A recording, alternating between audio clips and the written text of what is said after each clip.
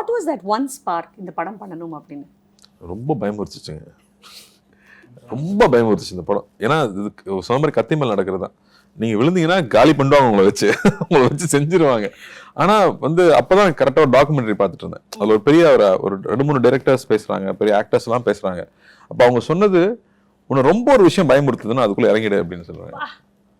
That's the point where you will grow. அது வந்து success ஃபெயிலியருங்கிறது இலூசிவ் இல்லையா, அது மாறிட்டே இருக்கும். சக்ஸஸ் ஃபெயிலியர் மாறிட்டே இருக்கும். இன்னைக்கு உங்கள் ஸ்டேட்டஸ் வச்சு முடிவு பண்ணீங்கன்னா வேற மாதிரி தெரியும், நாளைக்கு அதே மாறிட்டே இருக்கும். ஸோ சக்ஸஸ் ஃபெயிலியர் தாண்டி வென் சம்திங் இஸ் ஸோ ஸ்கேரினா it's a scope to grow. So jump into it அப்படின்னு எனக்கு அது மாதிரி இப்போ சொன்ன மாதிரி இந்த பிரபஞ்சம் அந்த மாதிரி அந்த என்ன பண்ணலாம் இந்த ஸ்கிரிப்ட்னு யோசிச்சுட்டு இருக்கும்போது I am seeing this interview, I am seeing this documentary. அப்போ அந்த தாட் வரும்போது இப்போ ட்ரை பண்ணாமல் எப்போ ட்ரை பண்ணுறது அப்படின்னு இல்லை, அந்த கட்ஸ் அப்போ தான் வந்துச்சு. ஸோ பண்ணிட முடியும்னுலாம் இல்லை, இறங்கி பண்ணி ட்ரை பண்ணணும், ஷுட் மேக் இட் ஒர்க் அப்படின்னு. அது வெரி இம்பார்ட்டன்ட் டெசிஷன். பட் அது வந்து ஒரு டாக்குமெண்ட்ரி மூலமா வேற ஒரு நம்ம ரெஸ்பெக்ட் பண்ற ஒரு ஆர்டிஸ்ட் சொல்றது மூலமா நமக்கு வருது இல்லையா. அப்போ ஐ தாட் ஓகே நமக்கு அதையும் ட்ரை பண்ணி பார்ப்போம், கத்துக்குவோம் அப்படிங்கிறது தான்.